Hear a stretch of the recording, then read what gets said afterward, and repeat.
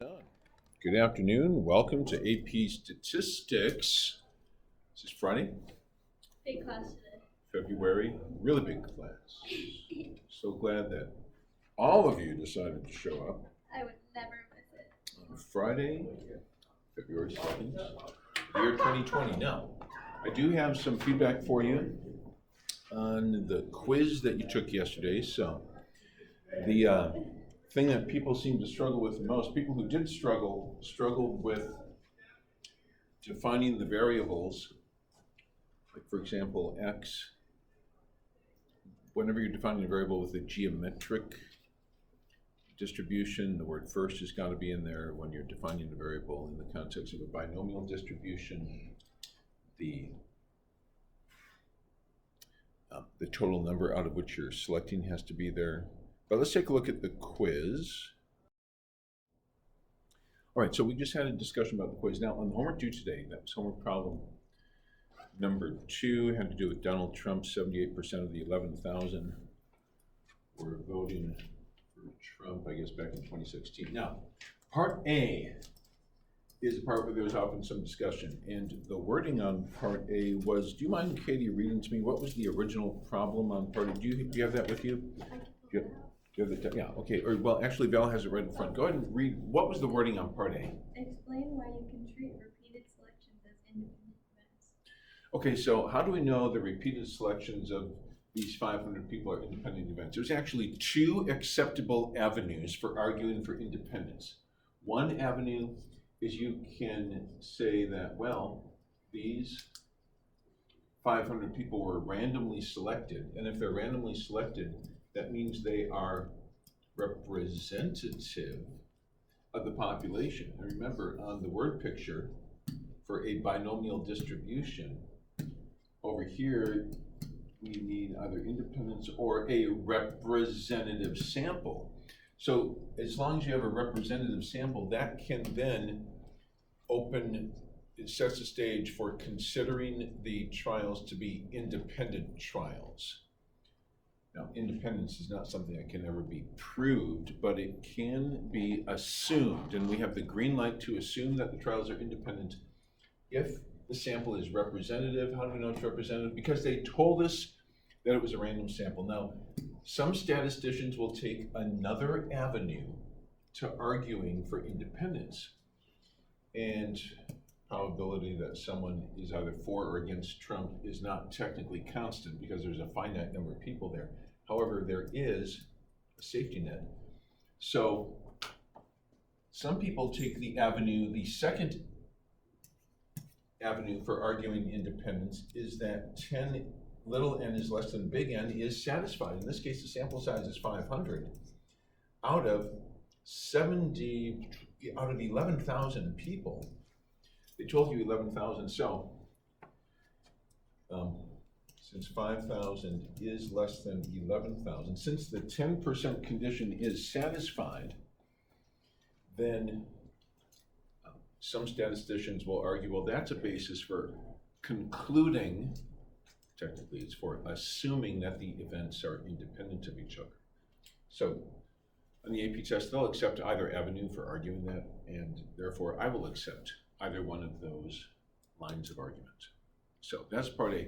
I'd like you to take a moment, if you haven't already, to check your answers with each other, see if there's anything else you'd like to ask about on assignment 2 before you turn it in. And the camera's on. So on the homework that was due today, as I was working with students who had questions on it, one thing that occurred to me is that I'm not sure that all of you are really comfortable with what this set of symbols means. I mean, when you see a binomial model where the n parameter is 500, and suppose this is a context in which x represents the total number of voters out of 500 who did not vote for Trump. So that means that success is defined as represented not by 0.78, but rather by 0.22. Sometimes it's 0.22, sometimes 0.78. How comfortable are you with the fact that that set of green symbols should bring into your mind this large table that in order to create it, you would need 502 columns to write out the whole thing. Why 502? Because the first column is just the X, suppose X is your variable. X represents the total number of voters out of 500 who did not vote for Trump. So your first column is this, and then you need 501 more columns, starting with 0, 1, 2, dot, dot, dot, the kth column, dot, dot, dot, and then the 501th column has a 500 in it. So why do we make such a big deal about this? Because once you get a model that's ready to launch, then you have something from which you can answer probability questions. You need either a normal model in normal CDF to answer probability questions, or a geometric or a binomial model. Sometimes we can approximate the binomial model with a normal model, but you need a model to answer probability questions. And so that means you've got to be able to fill in, on request, 501 triplets. And would you be able to fill in all 501 triplets, or maybe just fill in 1, 2, 3, 4, 5 of the triplets that represent, this triplet represents all 501 triplets. What is the first number in the first triplet? Just checking here. I'll take volunteers. 500, choose 0. Yeah, we say 500, choose 0. It's like writing a fraction without a fraction bar. 500, choose 1. 500, choose 2. What is this triplet right here? Well, 500, choose K. 500, choose K is correct all the way up to 500, choose 500.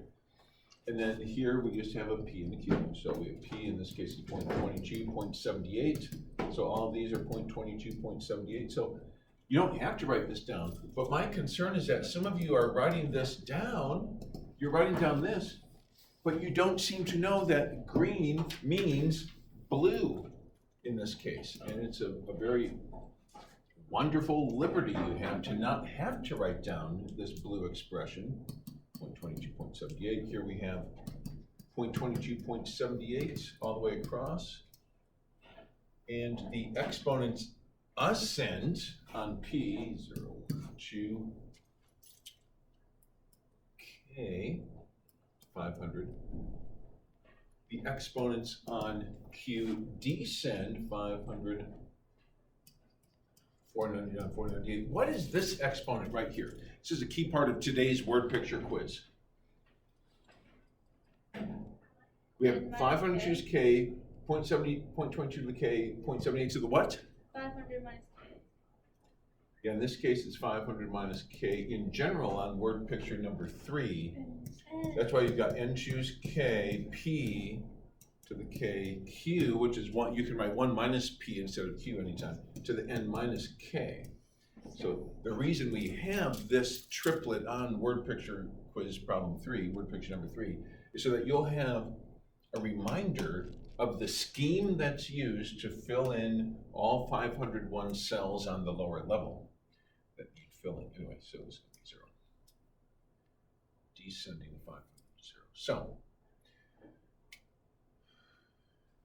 statistics is the heart of science. If you're thinking of going into science, being a scientist in your future, then statistics is the heart of science.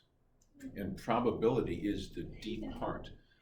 Statistics is what you use to draw conclusions. You can't run an experiment without calculating a p-value. Can't be done. Experiments require a null hypothesis, an alternate hypothesis, and at the end, you're going to have to either reject or fail to reject the null hypothesis based on the p-value. And the p-value is a conditional probability in the form if, or rather, what's the probability of observation, the brain statement, given, the eyeballs, observation is the eyeball statement. It's the probability of what we observe given what we believe, given that the null hypothesis is true. And you're not getting that probability without a model. You need a model to calculate the probability. So if science is in your future, then probability is going to be at the deep heart of your scientific endeavor. So, it's worth it to master statistics. So that was one comment I had based on what I was seeing on students' journeys towards the Unit 7 test, which is Monday. So turned in the homework I'm just gonna pause and collect the homework. Okay, friends, I would like you to take out the practice test. It has two parts, the multiple choice part and the free response part.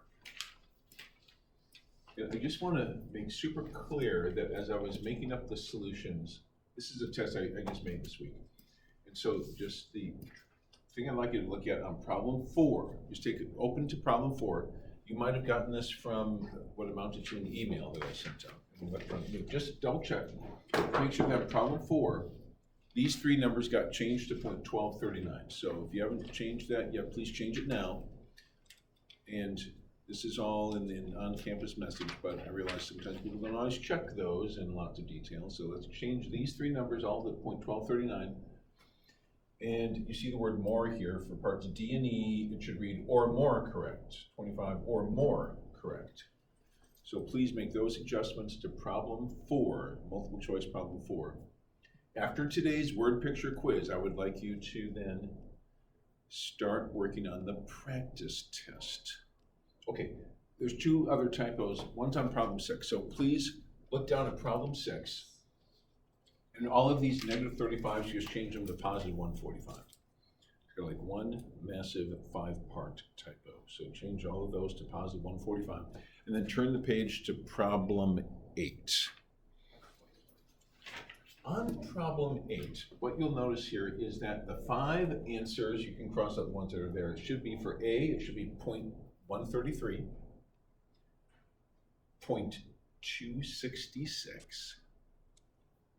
Problem 8, 0.366, 0.567, and the last one is 0.767. So it's time for the word picture quiz. After the word picture quiz, just take out this practice test and work through it. Let's begin. Yeah. All right, and so we're speaking of senior trip. What is the, in fact, I don't want this information on the internet. Alrighty, so we're going to look at a geometric model. Actually, for fun, let's take the binomial model. This binomial model, there are 20 trials, and the probability of success is 0.71. And we're going to look at a conditional probability question. What is the probability that x is less than or equal to 15, given that we know x is greater than 6? I would like you to round your answer to 4 decimal places. This is a GFA problem. You may begin. If you're playing this at home, just go ahead and pause the camera and try it on your own. All right, so let's take a look at this one together. Just in broad strokes, in terms of this model, we do have a model that has 21 columns to it. And I think my Word document is opening, so it's a little bit glitchy, but we start at 0, 1. Some key numbers in this are at 6, so it goes on, we got 5, 6, 7, and then 14, 15, 16, all the way up to 20. Now, we turn on the heat gun and we just shrink down this table to only those that are greater than 6. So what's the probability that we're less than 15 given that we're greater than 6? And the intersection there, that'd be the probability that x is less than or equal to 15. Intersect x is greater than or equal to 7, because greater than or equal to 6 is greater than or equal to 7. And divided by the probability that x is greater than 6. So, or greater than or equal to 7. So binomial CDF, I would do, to get from 7 up to 15, I would do binomial CDF of basically all the way up to 15, National Public up to 15, minus up to 6, so binom CDF all the way up to 6, and divide that by greater than or equal to 7. Peg Kazmierzak and Mia Cox, please stop by the front office. Also, students, both the girls and the guys' PE locker rooms will be locked today starting at 3:30 for basketball games that take place here. So if you have belongings in one of the PE locker rooms, you will want to gather that up before they are locked at 3:30, both the boys and the girls' locker rooms. So I will check this. You can watch the video to see if you got it right. But that's the setup. Binom CDF up to 15 minus up to 6. That gets you the intersection of 15 to 6, or 6 to 15, divided by everything that's greater than or equal to 7, which is 1 minus binom all the way up to 6. Is that how you did it? Is that how you did it? I did it that way, yeah. Oh, You did do it that way. But you did it a different way, but got the same answer. Yep. Okay, so I'll check that, make sure you got it. Have a good weekend. We'll see you Monday. Do the practice test. Solutions will be online.